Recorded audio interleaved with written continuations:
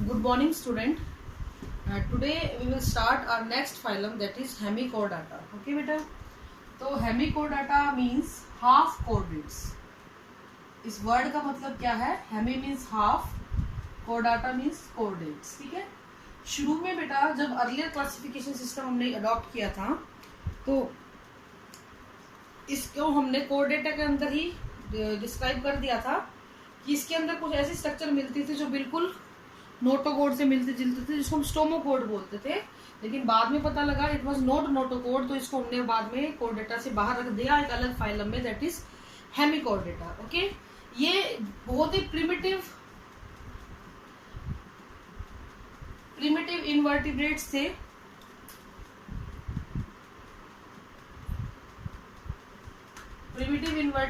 थे। They are exclusively marine, समुद्रों में ही मिलते थे, समुद्री पानी में मिलते थे। ठीक है, अगर हम इनके हैबिटेट की बात करें, दे आर एक्सक्लूसिवली मराइन। ये सॉलिटरी होते थे, यानी अकेले रहते थे, या कॉलोनियल होते थे, ग्रुप में भी रह सकते थे।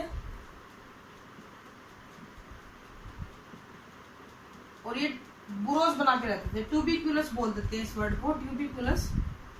ट्यूबिकुलस का मतलब होता है बेटा ये छोटी छोटी ट्यूब्स के अंदर, यानी छेद बुरो बना के ट्यूब्स के अंदर रहते थे। ठीक है, अगर हम इसकी बॉडी की बात करें तो इनकी बॉडी बहुत ही सॉफ्ट होती थी और अनसेगमेंटेड थी। यहाँ पे सेगमेंटेशन नहीं मिल रहा था। नॉर्मल बॉडी पार्ट्स की बात करें तो इसकी बॉडी को हमने बहुत ज्यादा एडवांस नहीं थे। बॉडी पार्ट्स की अगर हम लोग इसकी बात करें तो बॉडी इसकी वर्म लाइक थी और डिवाइडेड थी 3 हिस्सों में, प्रोबोसिस, कॉलर, ट्रंक। इन 3 हिस्सों के अंदर ये बांट दिया गया था इसकी बॉडी को। तो अगर हम इसका डायग्राम बनाए तो कुछ इस तरीके से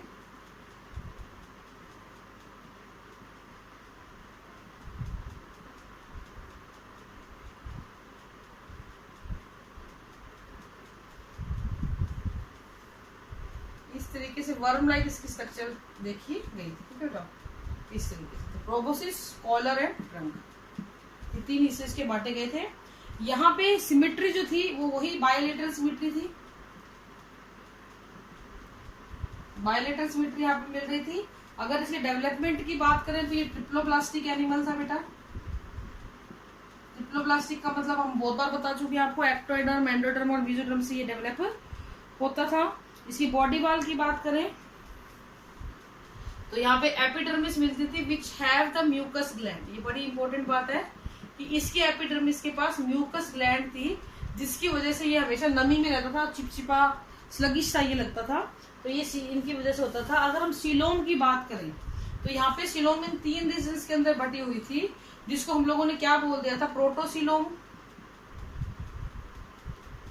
मीजोसीलोम और मेटासीलोम।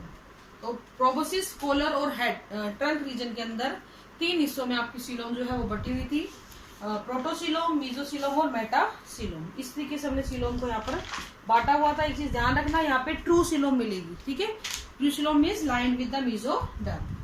डाइजेस्टिव सिस्टम की अगर हम बात करते हैं, it have complete digestive system. वो छोटा सा फाइलम है, इसमें कोई बहुत ज्यादा स्पेसिफिक फीचर ऐसा कुछ नहीं है नया। कंप्लीट डाइजेस्टिव सिस्टम था, कंप्लीट था। ठीक है बेटा, यहाँ पे प्रोबोसिस जो होती थी उसके पास एक होलो आउटग्रोथ देखी जाती थी, जो उसकी गट से बाहर निकलती थी।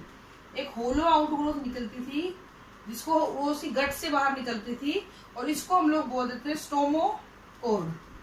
स्टोमोकोड बोल देते थे। और इसी स्टोमोकोड की वजह से इस स्टोमोकोड को शुरू में क्या मान लिया गया था बेटा, नोटोकोड मान लिया गया था।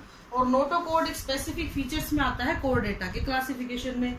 तो ये शुरू में क्या सोचा कि भाई ये जो चीज दिख रही है ना आपको, ये नोटोकोड इक्विवेलेंट टू नोटोकोड है, इसलिए इसको हमने कोर्डेटा में रख दिया था इस फाइलम को। लेकिन बाद में पता लगा इट इज नॉट नोटोकोड, इसको वापस से फिर अलग से एक फाइलम बना के इसको अलग से रख दिया गया। अगर हम बात करते हैं इसके गैसियस एक्सचेंज की या रेस्पायरेशन की, तो गिल स्लिट्स की हेल्प से रेस्पायरेशन होता है, और जनरल बॉडी सरफेस से भी रेस्पायरेशन होता है। जनरल बॉडी सरफेस से रेस्पायरेशन कर सकता है और गिल स्लिट की हेल्प से भी रेस्पायरेशन कर सकता है।